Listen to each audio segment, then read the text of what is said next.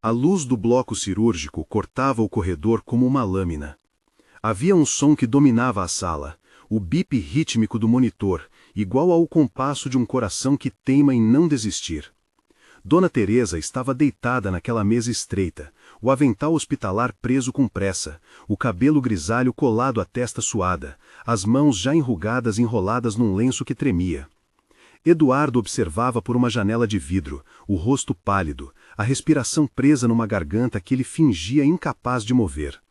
A paralisia que ele cultivava desde o acidente permanecia intocada, um manto que o escondia e o condenava ao mesmo tempo. Ao redor de Dona Teresa, a equipe movia-se com urgência medida. Ferramentas tilintavam, uma enfermeira mascava as palavras de um protocolo como quem reza uma oração complexa. No canto, perto do carrinho de instrumentais, um homem de estatura pequena, de mãos calmas e olhos atentos, trabalhou sem alarde. Miguel, assim se chamava, era técnico de equipamentos cirúrgicos há anos. Nunca pediu holofotes para a própria coragem. Sua voz, quando falou, foi baixa e firme. A pressão está caindo, preciso de compressão agora. Houve um movimento coordenado. As mãos de Miguel eram firmes, rápidas, e não havia nenhum gesto teatral, apenas precisão. Ele ajustou um clamp, pressionou onde convinha, redirecionou uma linha que corria solta. Em seguida, colocou a palma sobre a ferida como quem devolve algo que escapara. O sangue, que havia ganhado velocidade como um carro desgovernado, foi contido. O bip do monitor desacelerou, os médicos trocaram olhares curtos e aliviados. Dona Teresa respirou com mais força, os olhos semi-abertos buscaram alguma coisa conhecida no teto branco, como se fosse o sinal de que ainda havia chão sob seus pés.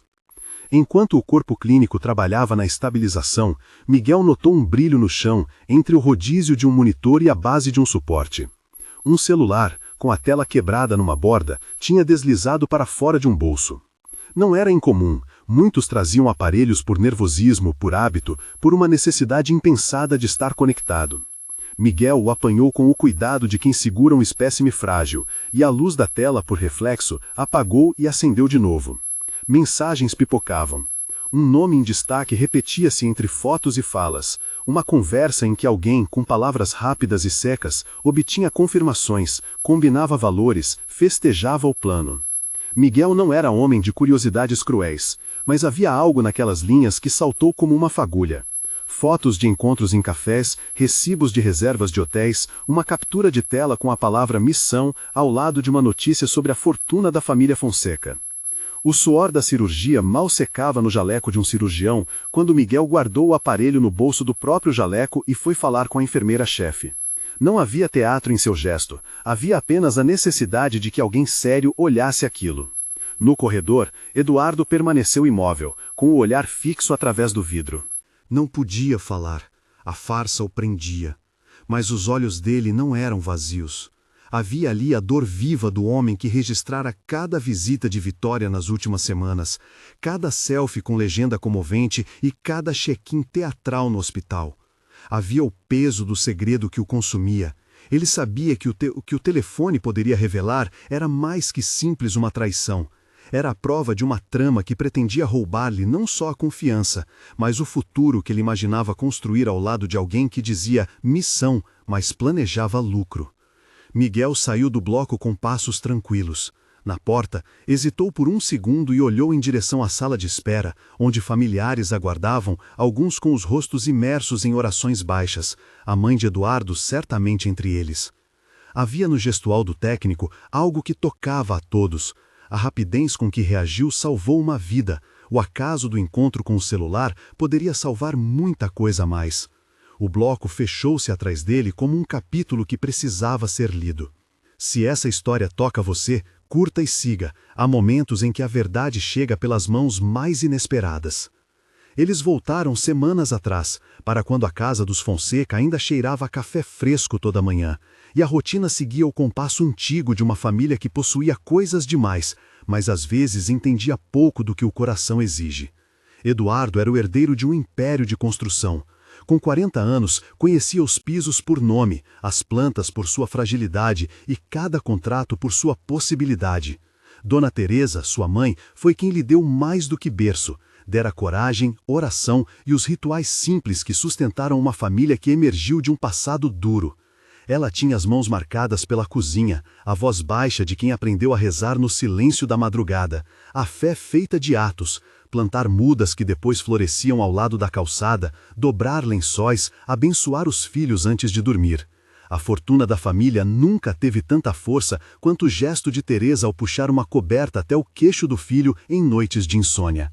Vitória Prado apareceu como um sopro bem medido, jovem, doce na medida necessária para campanhas de imagem, com um sorriso filtrado por rede social e a ambição por trás de olhos que não disfarçavam o cálculo. Ela declarava um ideal: casar-se com Eduardo seria, segundo ela, uma missão para construir um lar com propósito. Entre os convidados e os posts, a palavra missão era repetida com convicção, como se fosse uma virtude. Ninguém naquele começo olhou para a palavra com suspeita. Para a família Fonseca, Vitória era a promessa de alguém que entendia os códigos sociais. Para Eduardo, ela era o espelho em que desejava ver refletido o homem que sempre quis ser, respeitado, amado, completo. Mas o que começou como promessa foi, aos poucos, mostrando rachaduras, pequenos sinais, fotos que surgiam em horários inabituais, jantares em que um decantador de vinho ocupava mais espaço que companhia real. Mensagens que chegavam num telefone que Vitória deixava longe do olhar de Eduardo. Comentários que ela fazia com a mesma doçura numa roda de amigos. É uma missão, não é amor, é o próximo passo. Havia dias em que a ambição dela era disfarçada por generosidade, outros aflorava como uma sombra. Eduardo percebeu, pela primeira vez, mais por um erro alheio do que por uma confissão ousada. Ele chegou ao salão da empresa numa noite em que os convidados já tinham ido embora. A sala ainda cheirava a champanhe barato.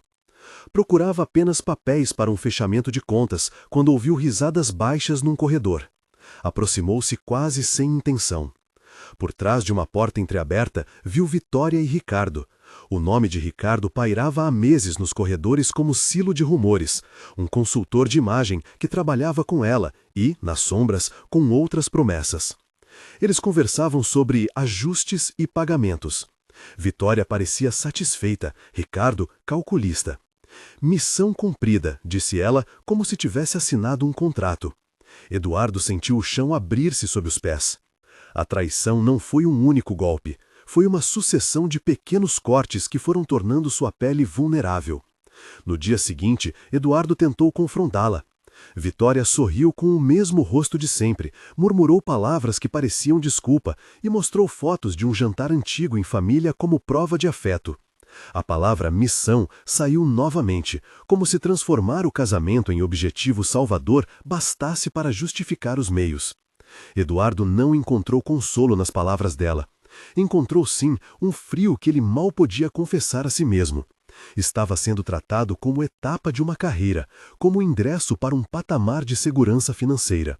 O choque abriu uma ferida. Não havia só perda do que pensava ter. Havia vergonha pela ingenuidade. Eduardo, que sempre fora decidido, entrou num labirinto moral. O desejo de descobrir a verdade até o fim o fez pensar em medidas que a razão não recomendava. Ele queria um teste, queria ver quem realmente o amava, não por obrigação, mas por escolha. Foi aí que a ideia amarga nasceu. Fingir uma paralisia que prenderia sua imagem como vítima e então observar as reações, ver quem ficaria. Não houve nenhum momento de euforia ao conceber o plano, apenas a dor precisa de quem se sente traído tentando guardar o que resta do orgulho. Ele sabia que se estava agindo mal, sabia que estava criando uma mentira sobre algo sagrado, a intimidade de outros. Ainda assim, a dúvida falou mais alto. O acidente foi uma encenação com todos os tiques de verossimilhança que ele conseguiu planejar. Uma carreta de galpão que colidiu com seu carro numa estrada pouco transitada. Testemunhas contratadas, um atendimento hospitalar rápido. Quando acordou, os médicos disseram-lhe que havia lesão na medula. A voz da mãe foi o primeiro som que o trouxe de volta ao mundo.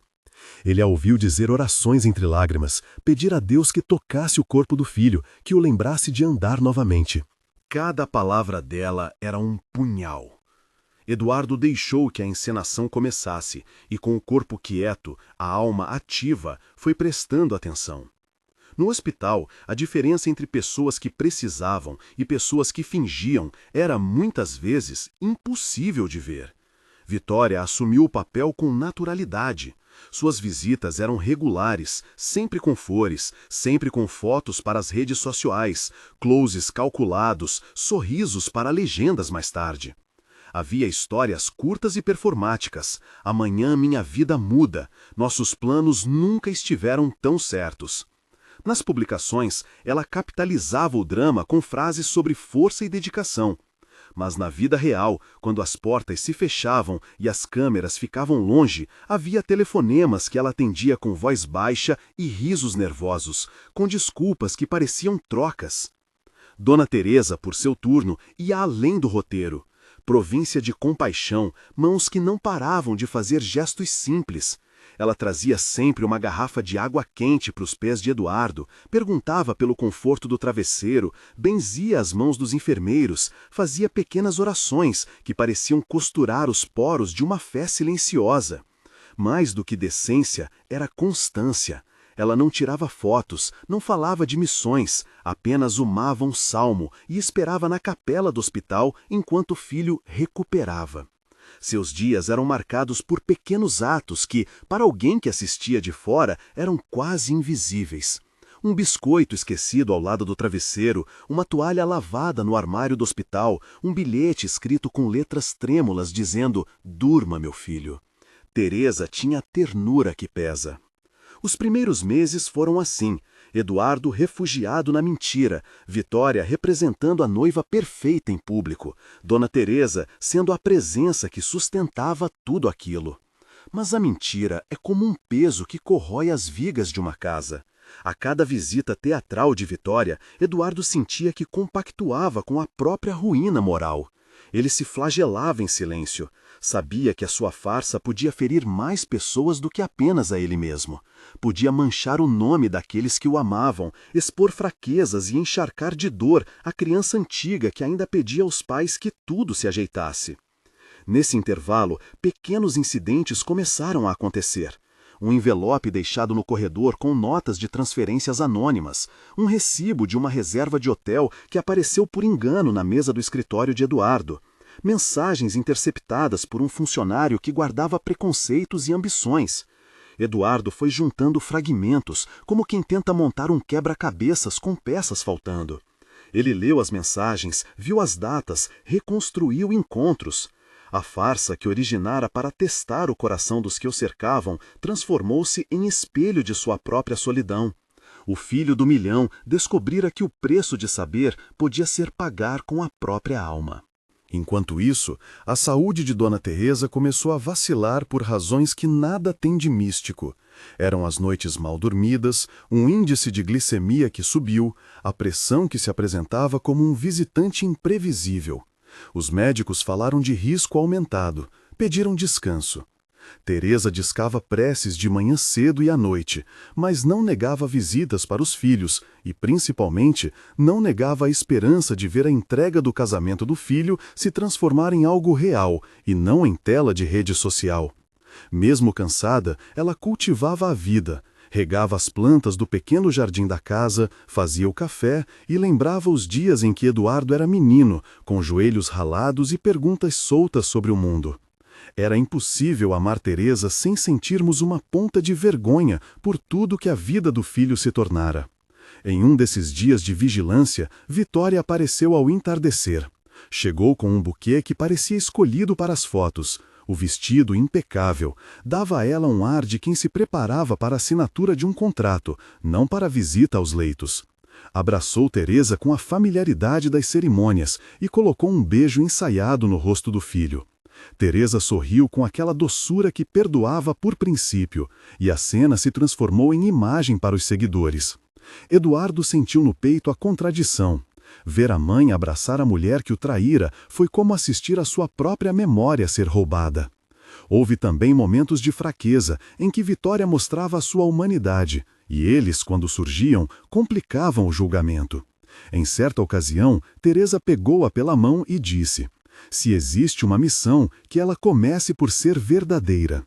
Vitória abaixou os olhos, Por um segundo vazou-se algo como remorso, mas logo a máscara retornou. Eduardo viu tudo com a imobilidade de quem não pode ir às lágrimas e percebeu que a humanidade da traidora era um espinho que não justificava a agressão. Foi então que a emergência apareceu, como tempestade que não avisa. Numa manhã de chuva fina, Dona Teresa sofreu um mal súbito, um princípio de AVC que desarranjou toda a casa. O chamado foi urgente, o desespero contido.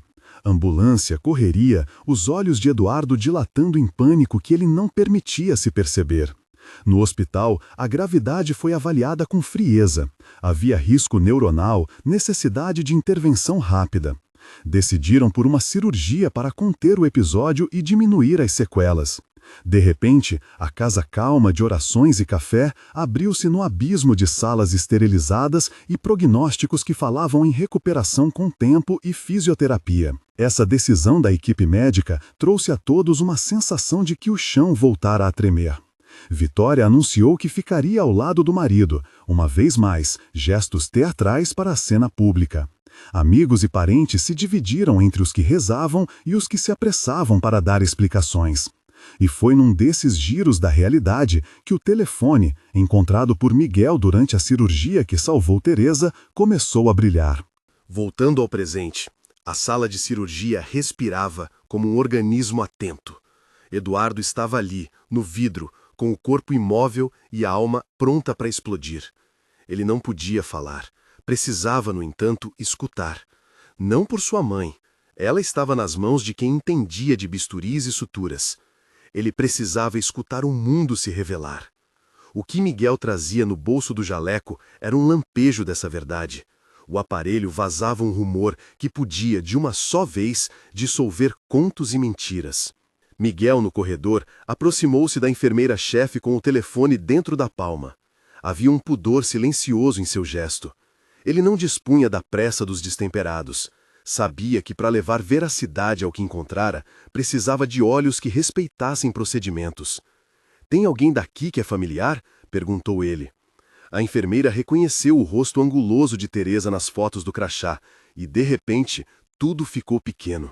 A sala de espera, as cadeiras vazias, o mundo que gira em torno de uma vida. Ela chamou um médico, que com mãos profissionais deslizou o aparelho, abriu as mensagens e sentiu algo parecido com o choque. "Há mensagens que sugerem", murmurou a enfermeira, com o rosto inalterado se não em cinismo, mas em censura à fragilidade humana. O celular mostrava conversas onde datas e valores apareciam ao lado de imagens, como provas de encontros e acordos. Havia um nome que se repetia, Ricardo, e uma referência quase sempre trivial à palavra missão, como quem trocasse um termo religioso por um contrato. Eduardo viu o movimento, as trocas de olhares, mas ficou preso no vidro. Era um castigo que ele havia escolhido. Sentiu um tumulto de emoções. Alívio, porque havia uma chance de verdade. Remorso, porque ele havia criado uma armadilha para expor uma traição, e aquela mesma armadilha agora parecia pronta para mostrar-lhe coisas ainda piores. Ele pensou na mãe, na fragilidade da idade, em como o colapso dela chegara quando ele não podia segurar suas mãos. Deus, pensou fugazmente, como se as palavras brotassem de um tanque interno, mas não falou em castigo. Recorreu à lembrança das mãos de Teresa cobrindo seu rosto nas noites insones, a nota de sua voz que dizia: "Seja honesto, meu filho." Isso, mais que qualquer veredito público, era o que poderia salvá-lo. No corredor, Miguel cruzou visão com Eduardo. Por um segundo, os olhos do técnico encontraram os dele por trás do vidro. Houve reconhecimento, não de intimidade, mas de humanidade que se tocou. Miguel não era herói das manchetes, era um homem que fizera sua parte no lugar certo, no tempo certo. O celular no bolso dele guardava uma verdade escura, que ao mesmo tempo poderia libertar e ferir. Havia um dilema ético num fio de nylon. A verdade encontrada por acaso era um dom? Um fardo? Miguel respirou, virou-se e entrou na sala onde há pouco haviam trazido Dona Teresa. Foi delicado no toque, levantou o celular com cautela, como quem segura um animal assustado, e mostrou-o ao médico responsável. A tensão fazia ar farfalhar no ambiente. O chefe da equipe encarregou-se de observar as mensagens. Não havia tempo para julgamentos longos. Aqui tratava-se de vida. No entanto, para o hospital, para as relações daquela família, a tela luminosa era uma semente. O médico fechou o aparelho, guardou-o num envelope e olhou para Miguel. Você salvou uma vida hoje, disse ele, com a voz seca de quem vira muitas antes, e trouxe algo que, talvez, precise ser verificado depois. Enquanto a cirurgia seguia, Eduardo remexeu-se internamente. A verdade estava ali, meio oculta, e talvez se abrisse como um ferimento curável. Na sala de espera, parentes chegavam, algumas lágrimas rodopiavam, amigos esperavam com mãos ensimesmadas. Vitória, quando soube, mandou uma mensagem com rapidez. Onde está o Eduardo agora? Como está a mãe? A mesma palavra em sua boca que antes se vestia de dedicação. A resposta que pedira foi curta, prática, na cirurgia. Havia pressa na sua fala, havia, também, um certo cuidado em não se expor. Do lado de fora, Ricardo estava longe.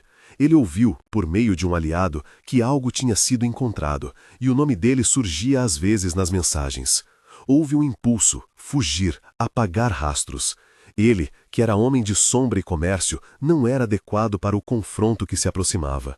Essa era a providência elementar de quem sabe que certas verdades não podem ser discutidas, só detidas. Dentro do bloco, a cirurgia atingia um ponto de pressão. O sangue, que já havia desacelerado por conta do gesto preciso de Miguel, voltava a exigir atenção dos anestesistas. Os monitores cantavam notas tensas. O chefe da cirurgia, um homem de anos e cicatrizes invisíveis, chamou alguém para ajudar a suturar uma artéria que se tornara traço de perigo. Cada gesto era uma palavra numa oração implícita. E enquanto eles trabalhavam, Miguel, que não deixou o celular de lado, notou algo mais. Havia uma captura de áudio marcada numa pasta, uma mensagem de voz que, por um descuido, abriria uma conversa inteira. Ele hesitou. Seria justo ouvir o que aquilo continha? Seria prudente quebrar a confidencialidade de alguém num momento de vida e morte? Miguel escolheu a vida. Abriu a voz errante, colocou no ouvido do médico. A mensagem reproduziu, clara, aquelas sílabas que tinham sido ditas com frieza de contrato. Havia um plano, uma divisão de partes, uma comemoração por antecipação. O coração de Eduardo, mesmo preso ao corpo inerte, balançou como quem recebe uma notícia que abre todas as portas. Ele imaginou, por um lampejo, o momento do julgamento que viria. O nome Vitória em letras de fogo nas conversas, a palavra missão repetida como uma justificativa que soava mais cruel a cada reprodução. Quando a voz cessou, ninguém na sala sorriu. Teresa estava inconsciente, mas o corpo dela respirava. O telefone, aquela ilha de brilhos, fora a rede que apanhara um peixe maior do que todos. Miguel pousou o aparelho sobre a mesa lateral como quem estabelece um pacto. A verdade ali era uma coisa, e a compaixão outra. E no meio havia decisões que transcendiam a capacidade de qualquer um de julgar. Havia, sobretudo, a necessidade de considerar consequências humanas. Eduardo, do outro lado do vidro, viu o aparelho. Viu o momento como se ele fosse um espelho que refletisse a consequência de suas próprias ações. A farsa que criara para descobrir quem o amava havia acabado por transformar-se num jogo de espelhos onde a verdade não era só sobre Vitória ou Ricardo, era sobre a imensa fragilidade humana. Ele pensou, rapidamente, nas mãos de sua mãe que o cobriram tantas noites, nos sacrifícios dela, e numa pergunta que não tinha resposta simples. Se a verdade revelada rasgasse a vida de sua mãe, ele estaria disposto a pagar esse preço? Antes que pudesse encontrar a resposta, um alarme soou no monitor.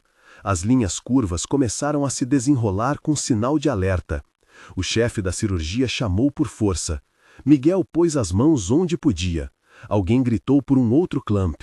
O celular tremulou no vão da bancada e a tela acendeu com outra mensagem de Vitória. Ela procurava por notícias, por confirmação. O mundo lá fora parecia distante. Ali, naquela sala, a vida e a verdade pivoteavam numa tensão que só a experiência poderia medir.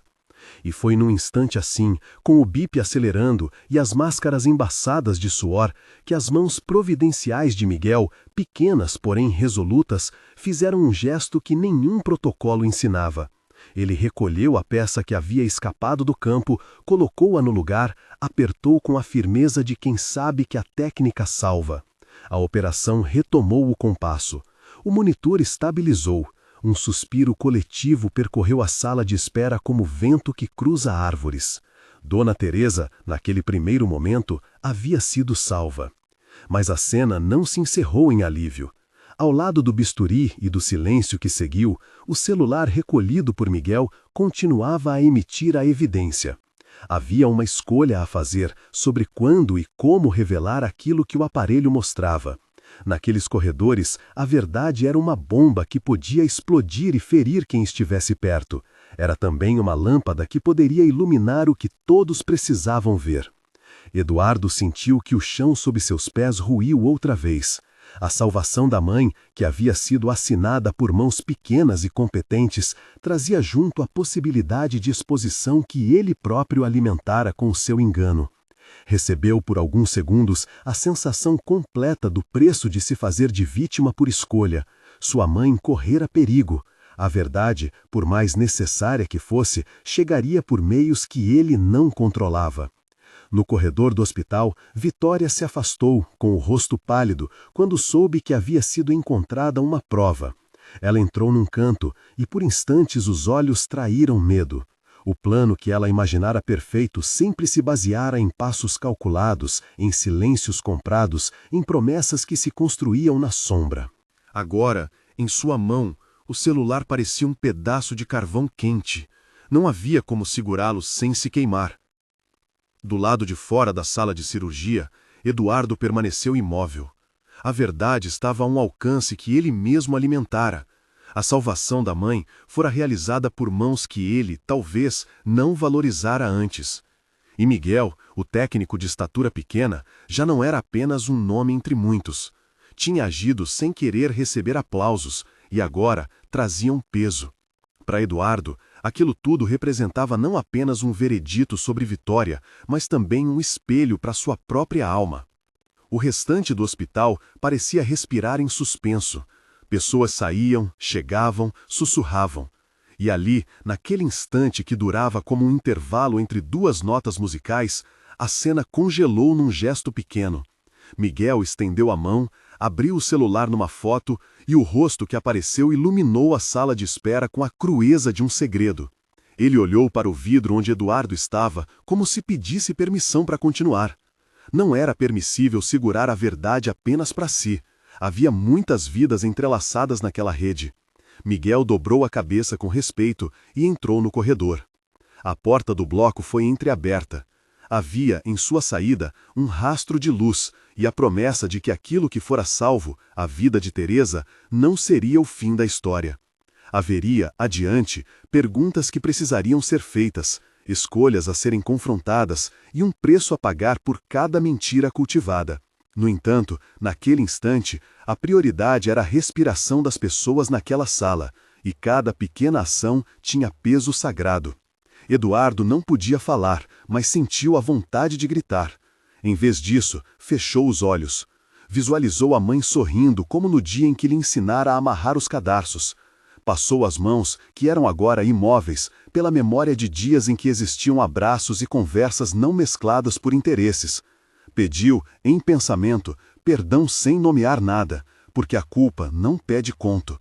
Pediu a Deus, ou a qualquer instância que confere rumo aos homens, que não deixasse que a verdade, quando chegasse, fosse apenas instrumento de destruição, mas de reparação. Lá fora, no estacionamento do hospital, Ricardo ligava para números que antes o atendiam com deferência. "Temos de nos afastar", murmurou, sem dar tempo para réplica.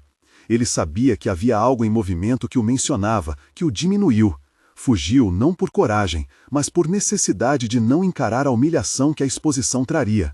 Vitória, por sua vez, apressou-se para vestir a máscara pública que sabia usar, lágrimas que pareciam sinceras, mãos inquietas pedindo por notícias. Miguel aproximou-se da sala de espera. O telefone no seu bolso era para ele aquilo que para outros era arma. capaz de cortar e capaz de curar. Olhou para Teresa agonizando e a cena trouxe-lhe humildade. Se for para mostrar, mostre com justiça, murmurou para si mesmo. Ninguém ouviu. Ele abriu o aparelho. A primeira mensagem que se revelou foi simples: missão cumprida. Logo abaixo, uma planilha com valores. Havia fotos, havia horários, havia detalhamentos que tornavam claro que aquela relação não era só de paixão, mas de cálculo. Miguel fechou o olhar em torno daquela cena, juntou as mãos e, antes de decidir, guardou o celular numa frasqueira. A verdade podia esperar até que a vida de Teresa estivesse mais segura. No fundo, Miguel sabia que salvar uma vida não é apenas manter um corpo batendo, era também preservar a possibilidade de cura das relações que circundam essa vida. Ele teve, num segundo, a sensação de que o mundo estava pendurado numa corda fina entre o que seria dito e o que seria omitido. Decidiu então agir com prudência. Informaria o médico-chefe do que encontrara, e caberia àquele profissional e à família decidir quando a verdade deveria ser comunicada. Para Eduardo, o momento carregou junto com o alívio uma certeza indelével. A mentira que plantara para proteger-se não dera fruto de salvação. Seu próprio ato de enganar agora pesava como culpa que precisava ser confessada. A possibilidade de que a verdade viesse por outro caminho, por um gesto de um homem humilde que fizera sua obrigação, trouxe também um questionamento íntimo. Que tipo de homem ele queria ser quando tudo fosse reinstaurado? Haveria reparação? Haveria perdão? A cena final do bloco foi um quadro de mãos. As mãos firmes de Miguel, sujas de trabalho e de compaixão. As mãos enrugadas de Teresa, inertes. As mãos de Eduardo, agora aprisionadas pela mentira. E as mãos invisíveis das escolhas que viriam, prontas para alcançar uns e ferir outros. A porta do bloco se abriu de novo e uma ordem calma soou. Transfiram Dona Teresa para a UTI. Havia alívio nos rostos. Havia também uma sombra, aquela que antecede qualquer revelação. Miguel, sem ruído, deixou o aparelho nas mãos do médico. Eduardo viu tudo e, naquela janela de vidro, compreendeu que a verdade estava prestes a encontrar os seus próprios caminhos. Ele desejou com uma intensidade que lhe subiu pela garganta ser bom o suficiente para enfrentar as consequências sem se escorar em mais mentiras. Mas, ao mesmo tempo, sabia que o preço de seu aprendizado poderia ser alto. E assim, com o som do carrinho de transferência ressoando pelo corredor, a história deslizou para um compasso diferente. A salvação da mãe fora conquistada. A evidência agora repousava num bolso, o peso do que viria. O médico-chefe saiu da UTI com passos firmes, o envelope com o celular ainda quente entre as mãos. Chamou ao redor os rostos mais próximos. Teresa amparada por uma prima, Eduardo olhando com olhos que pareciam atravessar o vidro, Vitória, que chegara apressada com maquiagem tremendo, e um assessor da família, que tentava, em vão, controlar a situação. Miguel permaneceu um pouco atrás, as mãos manchadas de sangue e de suor, com o jaleco ainda vincado pelo esforço do salvamento. Havia uma quietude grave, ninguém parecia ter vontade de encher o espaço com palavras vazias. A porta do bloco se abriu de novo, e uma ordem calma soou. Transfiram Dona Teresa para a UTI. Havia alívio nos rostos. Havia também uma sombra, aquela que antecede qualquer revelação.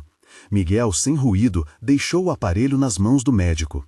Eduardo viu tudo e, naquela janela de vidro, compreendeu que a verdade estava prestes a encontrar os seus próprios caminhos. Ele desejou, com uma intensidade que lhe subiu pela garganta, ser bom o suficiente para enfrentar as consequências sem se escorar em mais mentiras. Mas, ao mesmo tempo, sabia que o preço de seu aprendizado poderia ser alto. E assim, com o som do carrinho de transferência ressoando pelo corredor, a história deslizou para um compasso diferente. A salvação da mãe fora conquistada. A evidência agora repousava num bolso, o peso do que viria. O médico-chefe saiu da UTI com passos firmes, o envelope com o celular ainda quente entre as mãos. Chamou ao redor os rostos mais próximos. Teresa, amparada por uma prima, Eduardo, olhando com olhos que pareciam atravessar o vidro, Vitória, que chegara apressada com maquiagem tremendo, e um assessor da família, que tentava, em vão, controlar a situação. Miguel permaneceu um pouco atrás, as mãos manchadas de sangue e de suor, com o jaleco ainda vincado pelo esforço do salvamento. Havia uma quietude grave, ninguém parecia ter vontade de encher o espaço com palavras vazias. Temos algo que precisa ser ouvido por vocês primeiro, disse o médico com a voz sem afetações. É uma evidência que apareceu na sala de cirurgia. Não é da nossa alçada julgar. Mas, dadas as circunstâncias, achamos prudente trazê-la ao conhecimento da família antes de qualquer outra divulgação. Ninguém sentou. O corredor do hospital, que normalmente respirava um ar impessoal, agora se tornava a arena de decisões íntimas. O médico abriu o envelope com precisão. Miguel pegou o aparelho com um gesto contido, como quem entrega uma criança a seus pais. Havia certa reverência no ato. Aquilo não era espetáculo. Alguém ergueu o telefone. A primeira coisa que apareceu na tela foi uma foto. Vitória, rindo em close, ao lado de Ricardo, em um café boutique. Embaixo, recortes de pagamentos, horários de encontros, mensagens de voz salvas por descuido. A enfermeira que acompanhava a ocorrência falou baixo, quase como se rezasse. Há gravações, mensagens e prints que caracterizam um acordo. Ela era cuidadosa com as palavras. Ninguém ali queria ferir sem necessidade. Miguel colocou o aparelho entre as mãos de Eduardo, que, por um segundo, vacilou. O corpo imóvel continuava a ser sua máscara, mas os olhos agora brilhavam com algo que não era apenas raiva. Era a percepção do próprio preço. Ele quis recuar, quis fechar os olhos. Por fim, estendeu a mão e tocou a tela, como se tocasse um espelho, onde se via inteiro e despedaçado. Pode tocar a mensagem, murmurou a médica que estava de plantão. É uma gravação de voz. Abrimos para entender o teor, porque pode ter implicações médicas e familiares. O corredor encheu-se com uma voz que antes havia circulado apenas no silêncio de conversas privadas. O conteúdo era direto. Planos divididos em porcentagens, referências a valores, menção a hotéis e a palavra missão usada como cifra. Havia risos contidos no fundo. Era a frieza de quem trata o outro como meio, não como pessoa. Vitória, que até então mantivera um rosto composto, empalideceu. A máscara que sabia usar diante das câmeras escorregou por instantes. Isso não prova nada, disse ela com a voz que soava treinada. São conversas fora de contexto. Não há intenção clara. A primeira que falou foi Teresa, ainda frágil, a voz curta por causa dos tubos e do cansaço. Deixe-eu ouvir tudo, pediu ela. E a firmeza da frase surpreendeu até quem a amava. Havia na mulher uma coragem mansa, um desejo de saber que não tremia diante do que pudesse doer. Se há que se explicar, que se explique aqui, diante de Deus e dos homens. Vitória procurou por apoio visual. Olhos que antes se abriam em elogios, agora a evitavam. Colegas de trabalho, amigos de rede, alguns advogados contratados às pressas, observavam a cena com a frieza de quem sabe que a exposição tem custos. Ela tentava esboçar um pedido de calma, mas as palavras saíam em fios. Eu não queria magoar ninguém. Foi um erro, um momento complicado. Erro? Interrompeu Eduardo, e pela primeira vez desde o acidente, sua voz saiu numa palavra curta, cortante, não como som, mas como pedido que não encontrou ar. Ele não podia erguer-se, porém a firmeza no olhar fez com que sua presença ficasse maior que o corpo. Erro tem nome, engano tem consequência. Houve um silêncio pesado que fez vibrar o monitor próximo. Miguel, que até ali permanecera discreto, sentiu um peso na garganta. Ele sequer desejava estar na cena de escândalo. Quisera apenas fazer seu trabalho e devolver Teresa para quem a amava. Mas a evidência pertencia agora aos que deveriam decidir o que fazer com ela. Quando a enfermeira sugeriu ligar para a segurança do hospital, Vitória entrou num pânico calmo. Isso é íntimo da família, não é justo. A segurança veio com discrição. Pessoas foram convidadas a manter distância. Ricardo, que até então estava incomunicável, sentiu a necessidade de não estar presente. Saía do hospital com o carro em marcha lenta, o coração batendo como se fizesse corrida contra o inevitável. Soube-se depois que apagara históricos, que tentara apagar rastros, mas sempre há fios que escapam. O telefone de Miguel e as mãos que agarraram a prova esclareceriam. A família reuniu-se numa sala contígua, pequenas, apertados, sem as cerimônias que costumavam rodeá-los nas festas. Ali apresentou-se a gravação, as fotos e os prints. Vitória tentou explicar, dando razões que pareciam mais desculpas do que atenuantes. O medo de não ter estabilidade, a sensação de que casar-se com Eduardo era seu atalho para a segurança. Sentimentos que nada justificam, mas que a tornavam humano. Falou da infância difícil, das noites em que pensara que podia subir ao esconderijo do sucesso, de erros que se misturaram com a ambição. Quando o silêncio finalmente se fez, Eduardo sentiu um peso maior que a traição. A consciência de que, por causa de sua mentira, poucos se sentiam protegidos. A verdade, entregue por Miguel e pelo acaso, poderia agora ser usada de forma vingativa. Era ali que ele precisou decidir se usaria o que sabia como espada ou como instrumento de restauração. Eu fiz algo errado também, proferiu Eduardo, e a sala inteira prendeu a respiração.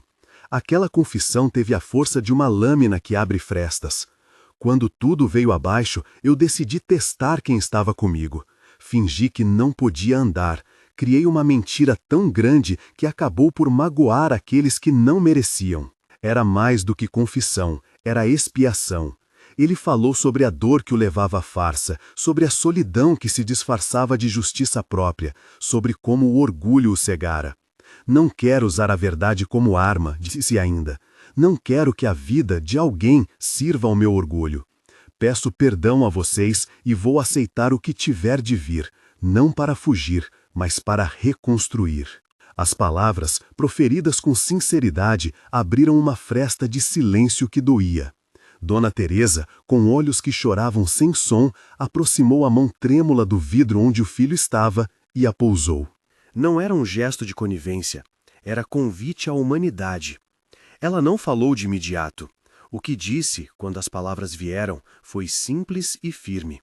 A verdade liberta, mas também quebra, que seja para remendar. Por um instante, a cena remeteu o hospital a um confessionário. Vitória, que ouvira a confissão de Eduardo, sentiu que o chão havia cedido sob seus pés. O arranjo social que a beneficiara desfez-se como se alguém puxasse o tapete sob um salão de festa. Ela estendeu as mãos na direção de Teresa e de Eduardo e a voz saiu menor. Peço perdão, não pelos meus atos só, mas por ter usado a fé como desculpa. Não era uma absolvição automática, era o início de um processo. A direção do hospital, sensível à dimensão pública do caso, sugeriu que se fizesse tudo com discrição e ponderação. O médico-chefe, que salvara a vida de Teresa com as mãos habilidosas de Miguel, tomou a iniciativa. Entregou o aparelho à família e aos que deveriam tomar providências legais se assim desejassem. Como hospital, fizemos nossa parte pela vida. Quanto às questões pessoais, deixaremos nas mãos da família e, se for o caso, das autoridades competentes. Miguel observou, em silêncio, a decisão e sentiu uma leveza que não se traduziu em celebração. Nos dias que se seguiram, as notícias correram. Não foi necessário que alguém gritasse a verdade. A família, preferindo preservar o processo de cura, limitou a divulgação. Ainda assim, a internet tem seu jeito de expandir aquilo que respira curiosidade. A agência de relações públicas que cuidava da imagem de Vitória desfiliou-se. O escritório de Ricardo fechou contas que o vinculavam à família Fonseca. Alguns conselheiros da empresa pediram esclarecimentos. As consequências administrativas e profissionais vieram rápidas. Contratos cancelados, pedidos de afastamento, perguntas que exigiam respostas. Eduardo sentiu, com intensidade, o peso da própria decisão de confessar. Em uma reunião com o conselho da empresa, que teve de acontecer por conta das repercussões, ele se levantou e falou com honestidade que desarmou posturas defensivas. Fiz uma coisa errada para testar o amor de quem me cercava. Não foi bíblico, não foi nobre. Peço que considerem não apenas o que eu fiz, mas o que me proponho a fazer daqui em diante. Pediu licença para afastar-se temporariamente das funções executivas para buscar ajuda profissional, para não usar seu cargo como escudo. A proposta foi recebida com mistura de repreensão e respeito. Não se tratava de autopunição, mas de responsabilidade. O afastamento não foi só institucional, era também pessoal. Eduardo começou a frequentar consultas com terapeuta e a se aproximar de um pastor amigo da família, que não lhe deu sermões, mas companhia e escuta. Teresa, ainda se recuperando, queria que o filho encontrasse solo. A igreja, disse-lhe o pastor numa conversa, não é tribunal, é lugar de cura, mas cura exige trabalho. Eduardo apegou-se às palavras como a um mapa. Vitória, por sua parte, viu ruir um projeto de vida que, desde o início, fora mais ambição do que amor. Sem contratos que lhe garantissem estabilidade, sem palanque social para exibir suas virtudes, ela se viu diante de si mesma. Foi empurrada a encarar memórias de infância, noites de fome, escolhas tomadas às pressas para escapar de uma sensação de falta. Em vez de buscar desculpas públicas, ela procurou a quem tinha magoado. Pediu para falar com Teresa no hospital. A visita foi marcada com prudência. Teresa, fiel aos seus princípios, decidiu conceder-lhe um encontro curto. No quarto, Vitória chorou de um modo que soava menos como espetáculo e mais como consequência. Pediu perdão à mulher que nunca lhe negara um sorriso, e Teresa ouviu. O arrependimento deve nos transformar, disse Teresa com voz frágil. Mas transformação pede trabalho. Palavras são sementes, não colheita. Vitória saiu carregando a frase como algo que poderia talvez mover sua vida. Enquanto isso, Miguel recebeu gestos de gratidão que o surpreenderam. A família Fonseca, sem alarde, ofereceu-lhe uma quantia que ele recusa com simplicidade. Não queria luxo, reclamou. Queria que o recurso ajudasse o hospital a adquirir equipamentos, para que outras vidas também se beneficiassem.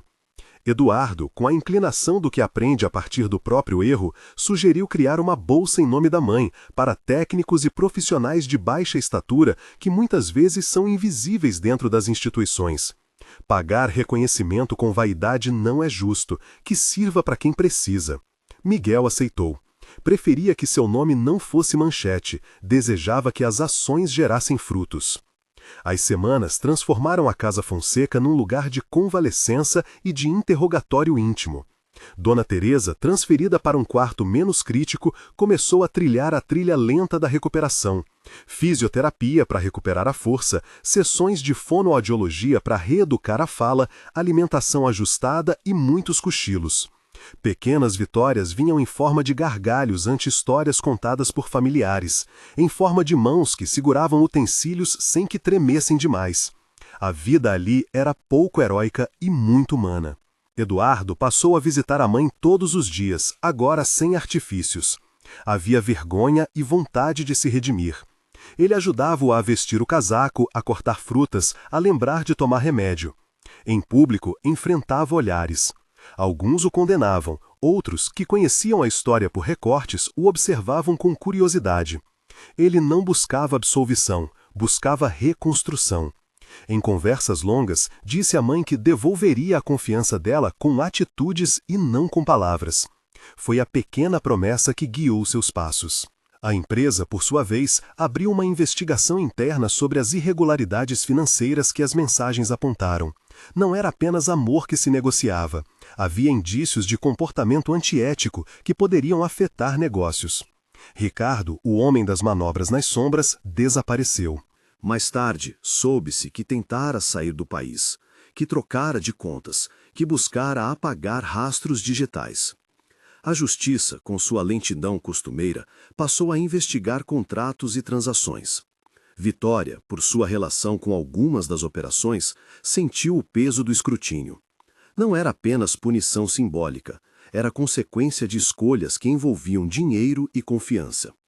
No meio desse turbilhão, Miguel continuava a trabalhar com a mesma humanidade que o tornara herói improvisado. Era um técnico, aquele que se formara na escola da prática. Voltou aos seus turnos, às rotinas humildes de ajeitar máquinas, de confirmar conexões e de avisar quanto era preciso trocar um filtro. Quando alguém o chamava de Salvador, ele desviava o elogio. Fiz o que deviam fazer muitos de nós. O hospital me ensinou a agir. E, ainda assim, quando Dona Teresa recebeu alta para ficar em casa, Miguel foi convidado a uma pequena recepção.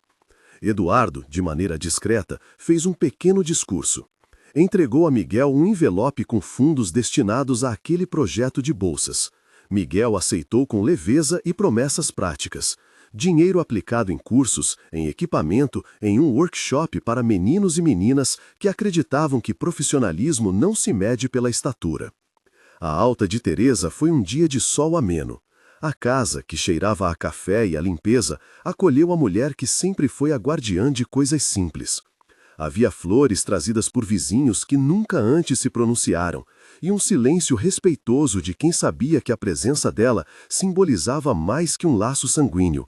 Ela era cimento de um lar que precisa ser cuidado. A recepção foi calma. Vitória não participou.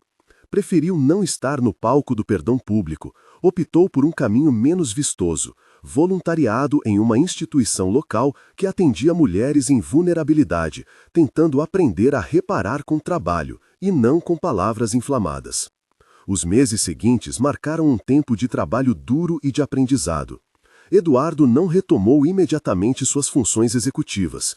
Sentou-se numa cadeira ao lado do conselho e propôs um plano de governança que reduzia poder concentrado, aumentava a transparência e instituía comitês independentes para evitar que escolhas pessoais contaminassem negócios. Foi um ato de humildade legítimo. Aquele que erra busca não somente se desculpar, mas instituir mecanismos que impeçam repetições. O conselho aceitou, não sem ressalvas, mas houve um movimento de confiança renovada, pois o gesto tinha vertentes de responsabilidade. A relação entre Eduardo e Vitória, por sua parte, findou-se não com explosão, mas com aceitação. Eles assinaram papéis que encerravam o compromisso. Não houve cerimônia. Vitória, aos poucos, viu a plateia que ela desejava perder o interesse. A exposição ensinou-lhe que as aparências podem ser perigosas quando são a única base. Não houve humilhação pública gratuita, houve sim consequências que obrigaram escolhas duras. Os meses seguintes marcaram um tempo de trabalho duro e de aprendizado. Eduardo não retomou imediatamente suas funções executivas. Sentou-se numa cadeira ao lado do conselho e propôs um plano de governança que reduzia poder concentrado, aumentava a transparência e instituía comitês independentes para evitar que escolhas pessoais contaminassem negócios. Foi um ato de humildade legítimo. Aquele que erra busca não somente se desculpar, mas instituir mecanismos que impeçam repetições. O conselho aceitou, não sem ressalvas, mas houve um movimento de confiança renovada, pois o gesto tinha vertentes de responsabilidade. A relação entre Eduardo e Vitória, por sua parte, findou-se não com explosão, mas com aceitação. Eles assinaram papéis que encerravam o compromisso. Não houve cerimônia. Vitória, aos poucos, viu a plateia que ela desejava perder o interesse. A exposição ensinou-lhe que as aparências podem ser perigosas quando são a única base. Não houve humilhação pública gratuita, houve sim consequências que obrigaram escolhas duras. Na casa, Teresa voltou a cozinhar, e o cheiro do café novamente se fez dominante. Em um amuleto de cotidiano, colocou no jardim uma muda nova, um pequeno ipê que ela queria ver crescer no mesmo lugar onde as crianças da vizinhança se sentavam em noites de verão. Eduardo, movido por uma necessidade de recomeço, foi o primeiro a regar a árvore. O gesto, pequeno e silencioso, simbolizou o novo rumo: plantar para o futuro, não colher em imediata recompensa. Miguel, que foi convidado a receber um certificado de reconhecimento público, recusou as luzes. Preferiu, ao invés, organizar uma tarde de formação para técnicos do hospital com investimento vindo da família Fonseca. Se o reconhecimento vem, que venha em forma de oportunidade, disse ele.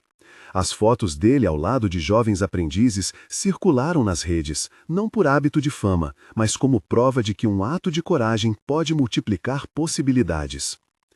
Houve momentos de recaída.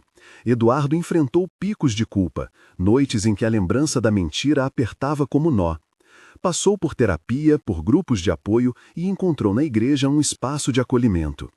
Não houve promessas de cura instantânea. A restauração exigiu tempo, presença e disposição para ouvir aqueles a quem ferira.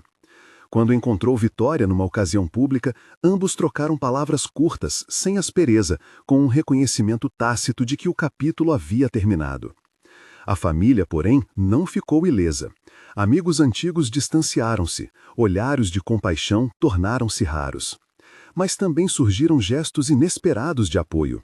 Vizinhos trazendo sopas, paroquianos visitando a casa sem alarde, voluntários do hospital enviando bilhetes de agradecimento. Teresa, sempre com a sua fé prática, reagiu com a serenidade de quem sabe que dores não apagam memórias, mas podem reorientar caminhos. Quem erra e se arrepende precisa de obras, dizia ela, e quem perdoa precisa de coragem. A justiça, por sua vez, seguiu o seu curso. Ricardo foi localizado meses depois pelas autoridades financeiras por um padrão de movimentações suspeitas. Houve inquérito, depoimentos e a necessidade de prestar contas. Vitória, por ter sido parte de conversas que incriminavam, foi convocada a colaborar. Não houve espetáculo judiciário, houve consequência. Ambos enfrentaram as responsabilidades cabíveis, não por vingança, mas por equidade. 1 ano se passou desde a cirurgia. Teresa, mais magra e mais serena, sentava-se num banco da praça em frente à casa com um xale leve cobrindo os ombros nos dias frios. O ipê plantado por Eduardo já mostrava brotos. Miguel aparecia de vez em quando para checar se a irrigação estava funcionando. Eduardo passou a dedicar parte de seu tempo a questões sociais, apoio a hospitais públicos, programas de transparência, cursos para jovens de periferia. Não era jogo de imagem, era resposta prática. Ele sabia que reconstruir a confiança exigia atitudes contínuas, não anúncios. A cada entrega, a cada ação pequena, punha-se ao trabalho de restaurar o que havia quebrado. Vitória, em seu canto, transformara o trabalho em escada para reconstruir-se. Não pediu perdão apenas, atuou. Trabalhou com voluntariado, fez cursos, dedicou-se a causas que a obrigavam a sair do próprio umbigo. Aprendeu, por fim, que as missões verdadeiras começam quando há humilhação. Não a que enaltece, mas a que ensina. E então houve um dia, singelo, sem imprensa, apenas com as vozes que importavam, em que Eduardo sentou-se à mesa da cozinha com Teresa. Havia um café quente, cheiro de pão e um silêncio agradável. Ele pegou a mão dela e pediu-lhe desculpas novamente, mas agora com menos palavras e mais compromisso. Ela sorriu e os olhos de ambos carregaram a leveza dos que aprendem a reconstruir com passos firmes. No domingo seguinte, a família decidiu ir à pequena igreja da comunidade. Não foi marcha de exibição, foi um gesto de volta ao princípio. Rezar, ouvir uma mensagem simples sobre humildade, cantar hinos que falavam de perdão e da graça que caminha ao lado da responsabilidade. Teresa segurou a Bíblia no colo com as mãos marcadas do trabalho e viu o filho orar sem articulações de mentira. A congregação, que havia sussurrado no início, agora observava com uma mistura de reserva e afeição. Alguns se aproximaram para apertar a mão de Eduardo. Não todos. Ele aceitava as reações como parte do processo. Miguel, presente com cara de quem preferia a oficina do que o banco da igreja, ouviu o pastor dizer numa homilia: a verdade, quando revelada, não apenas corrói, também dá espaço para reconstruir o que é de fato essencial. Ele sorriu com sobriedade. Não queria ser centro da narrativa, queria apenas que a humanidade retornasse aos seus lugares. Meses depois, num gesto que traduzia a mudança, a família Fonseca inaugurou um pequeno programa de bolsas educacionais para técnicos hospitalares, em memória do dia em que uma mão habilidosa salvara a vida de Teresa. Miguel foi convidado a cortar a fita, mas recusou o destaque. Pediu que os beneficiários fossem as primeiras pessoas a testemunhar. Entre os jovens que receberam bolsas, havia meninos e meninas de bairros modestos, olhos brilhando com a possibilidade de um futuro onde trabalho árduo fosse reconhecido. Em casa, as rotinas ganharam novas cores. Teresa retomou a horta, regando manjericões e coentro, e ensinou a neta a arte de semear. Eduardo passou a levar o lixo para a reciclagem sem se desculpar. Transformou pequenos hábitos em atos de reparação. As conversas com o pastor continuaram, menos para buscar absolvição e mais para procurar orientação. Em uma tarde chuvosa, Teresa sentou-se ao lado do filho e com a voz serena comentou: Eu rezei, meu filho, por cura, não para o que era certo ser apagado. Rezei para que a verdade tenha uso e que a nossa vida saiba ser mais do que uma peça bem ensaiada. Houve perdão, mas não anulação das consequências. Vitória tentou reconstruir sua vida, assumindo trabalhos sem glamour e fazendo contas sem a mão de alguém que resolvesse seus problemas. Aprendeu a procurar família e não só público. Ricardo, por sua trajetória, pagou o seu preço legal. A cada passo, o tribunal da vida mostrava-se menos cruento do que o tribunal das redes sociais. E Miguel continuou a ser o homem que trabalhava com a mesma calma. Quando perguntavam se aceitaram algum tipo de reconhecimento oficial, ele respondia que preferia ver camas bem equipadas, técnicos competentes e pessoas tratadas com dignidade. Eu tenho minhas crenças, dizia ele com um sorriso leve. A coragem é um hábito. Se a gente puder ensiná-la, teremos mudado mais que eu mesmo. O tempo, esse escultor paciente, foi moldando as arestas. Eduardo, com trabalhos diários e com a honestidade de quem assumiu o erro, reconstruiu laços e criou novos propósitos.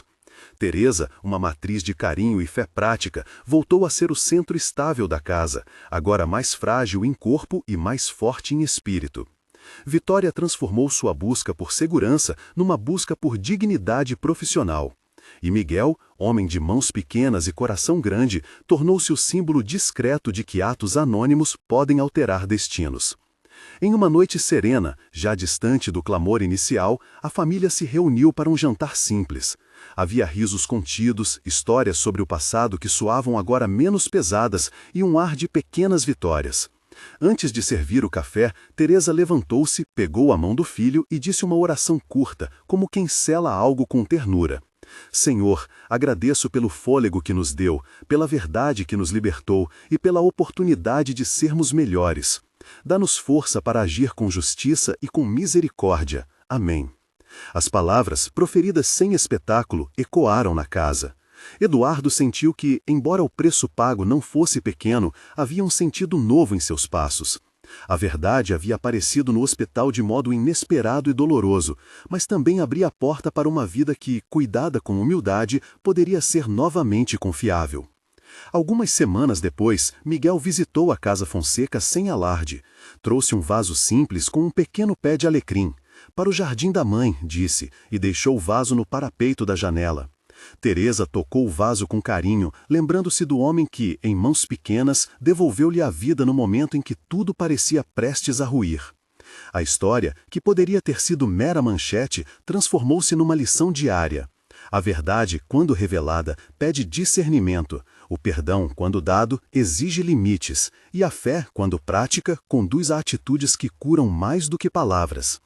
Eduardo aprendeu a ser homem que não se constrói sobre performances. Teresa seguiu como quem sempre fora, regando o que é essencial.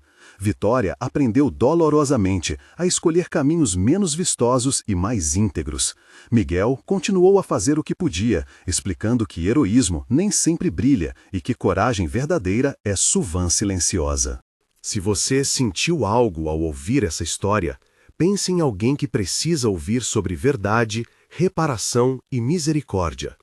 Compartilhe esta mensagem com quem pode precisar de um lembrete, que as mãos simples de alguém podem salvar mais do que uma vida, e que assumir a própria culpa é o primeiro passo para uma reconstrução verdadeira.